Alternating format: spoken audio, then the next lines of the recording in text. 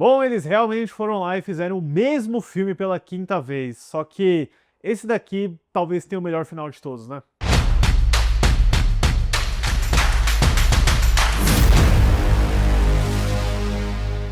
Olá, fãs da sétima arte, meu nome é Lucas Nascimento e esse é o Lucas Filmes e chegamos ao desfecho, ao destino final, não final, né, ainda tem o novo filme, mas nossa retrospectiva da saga Premonição termina aqui, já que esse é o último filme antes da estreia do Premonição 6, Laços de Sangue, que eu assistirei nesta semana, acho que no sábado eu devo trazer um vídeo para vocês, então hoje, naturalmente, para encerrar o especial, vou falar sobre Premonição 5, filme de 2011 dirigido pelo Steven Quayle.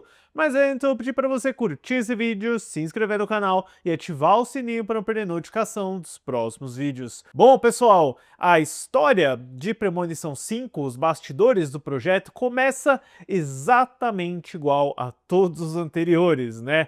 A saga Premonição é de uma natureza muito fácil de ser feita, né? Eles estabeleceram uma fórmula muito explícita no primeiro filme, que foi seguida à risca no segundo, no terceiro, aí no quarto filme é a mesma coisa, só que com 3D. Então, o que a Warner Bros. E a New Line tiram aí do Premonição 5?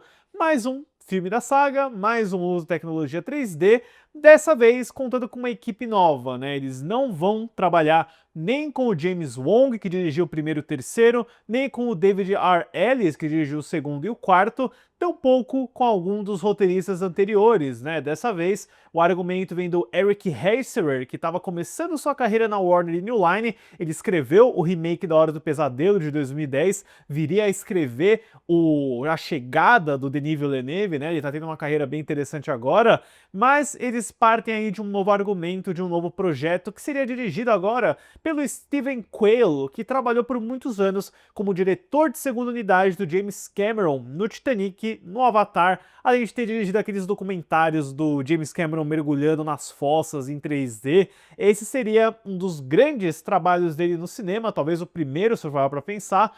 Então é uma equipe nova, sangue novo, para executar uma fórmula que já é muito, muito bem estabelecida, né? E como o 3D foi o grande destaque do filme anterior, que é o mais fraco da franquia, na minha opinião, agora eles teriam essa nova ferramenta com um diretor novo, né? Finalmente uma voz diferente para a saga Premonição, dando início aí a um processo de produção que leva a franquia de volta para Vancouver, onde o primeiro, o segundo e o terceiro foram rodados, numa série de filmagens de setembro a dezembro de 2010 e um orçamento de 40 milhões de dólares. E um fator curioso, né, veio aí do produtor Craig Perry, é que esse filme se chamaria Five Now Destination, né? Ele teria o 5 Now Destination, ia ser meio estilizado o título, mas eles, né, sabiamente trocaram de ideia porque isso ficaria muito, muito tosco. Resultado, chegou nos cinemas americanos em agosto de 2011, mais uma vez em 3D, mais uma vez o mesmo filme, a mesma fórmula, mas pelo menos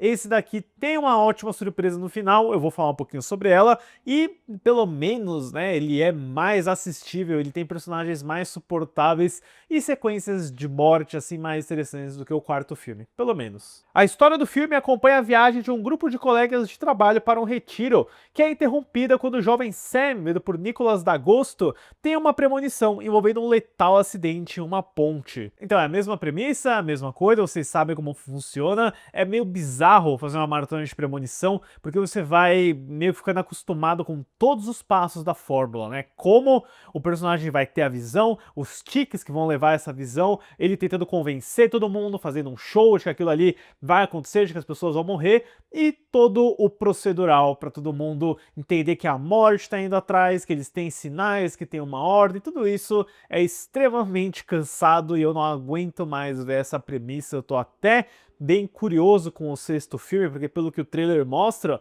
vai ser uma coisa diferente, vai ser uma ideia muito boa, e eu quero até ver se esse sexto filme vai explorar o motivo de por que as pessoas têm as visões, por que uma pessoa aleatória tem a premonição. Eles nunca, né, ligaram isso em nenhum dos outros filmes, né, tipo, o que causa tal pessoa ter essa conexão. fica a ideia aí de algum argumento se alguém for desenvolver no futuro, né? O Premonição 5, ele começa com esse grupo de personagens bem aleatório, né?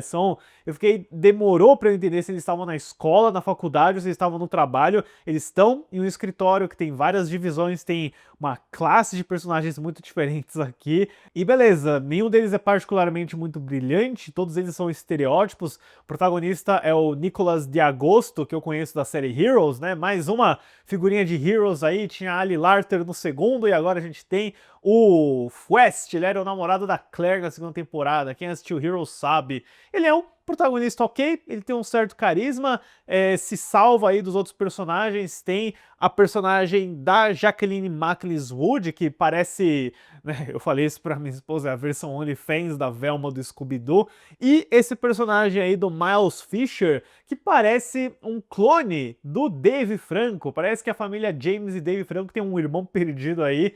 E beleza, você não liga tanto pro arco desses personagens, mas é um pouquinho mais funcional do que o quarto filme. E eu gosto, né, agora sim, para méritos de originalidade do Premonição 5, é que dentro dessa jornada aí muito previsível e repetitiva, ele traz um elemento novo interessante que é fornecido aí pelo Tony Todd. O Tony Todd aparece mais uma vez, finalmente. Ele dá uma pista de quando você engana a morte, você pode se sair bem se você compensar o jogo, né? Porque se você saiu do plano da morte, você está devendo uma morte. Então, se você matar uma pessoa aleatória, você pode ocupar o lugar dela dentro daquele plano de existência. Então, é uma boa ideia, né? Isso afeta muito o personagem do Miles Fisher, porque ele perde a namorada dele talvez na melhor cena de morte do filme, uma das melhores cenas da franquia, né? A namorada dele é uma ginasta e você acompanha numa sequência muito tensa, muito bem dirigida pelo Steven Quayle, o fato de que cai um pequeno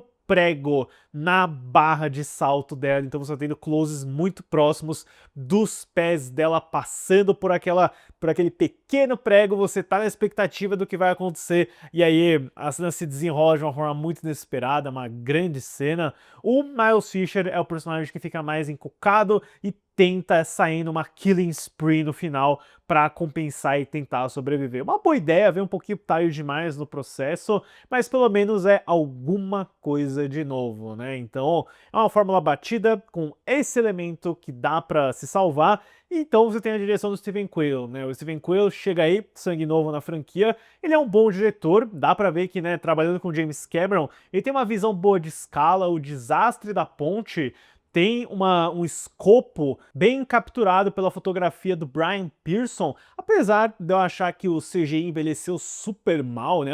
Os bonecões digitais desse filme parece que são piores do que o do quarto, mas isso pra mim é compensado com a boa fotografia, com a boa movimentação de câmera que o Quayle faz aqui, né? A câmera tem uma dança muito interessante no desastre inicial e, de novo, a tensão é muito bem estabelecida, tanto na cena da ginasta, na cena da cirurgia no olho, na sequência que é um pouco mais pastelão, né, daquele personagem lá, que eu sempre lembro desse ator. Ele tá no Lobo de Wall Street, no The Boys, ele tem aquela cara de nerd chato, né, onde ele acaba sendo morto por chamas e agulhas de acupuntura numa clínica de massagem. Então parece que não faltam ideias, né, para o que eles podem fazer de desastres, mortes e acontecimentos aí do universo videocassetadas Extreme. Mas o Premonição 5, né, eu posso falar, eu acabarei me repetindo falando sobre as coisas que esse filme traz, né, sobre os personagens, os elementos e tudo mais. O que todo mundo lembra do Premonição 5 é a melhor ideia dele, é a grande surpresa, porque, né,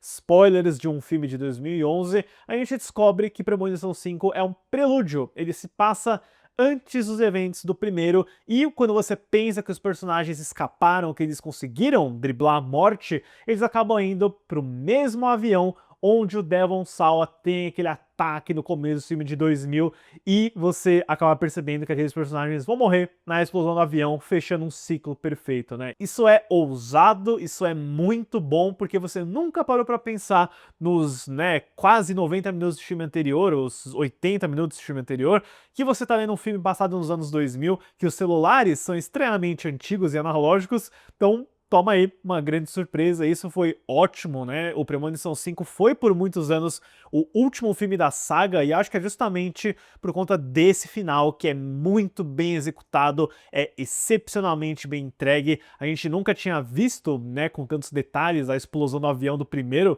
A gente vê na Premonição do Demon Saw, é claro, mas tem uma visão diferente aqui do Stephen Quill, né? E isso foi muito satisfatório, é uma grande surpresa, mas é aquilo, né? É um filme repetitivo, com uma fórmula muito batida, que tem suas boas sequências de tensão, tem personagens um pouco mais suportáveis, e aí ele tem esse excelente final, que é uma twist, né? Que é uma surpresa. Então, acho que vale, né, por essa pequena reviravolta, pelo que ele traz no final, mas de fato, assim, acho que eles pararam, não vou dizer na hora certa, porque parar no terceiro teria sido a hora certa, o 4 já foi ruim, aí o quinto consegue ser um pouco melhor, mas é uma fórmula que eles conseguiram esticar a beça, assim, não sempre da melhor forma, da maneira mais eficiente, mas o quinto filme, né, tem seus momentos, tem suas sequências, mas principalmente essa surpresa de ser o prelúdio, que é o grande legado desse filme aqui.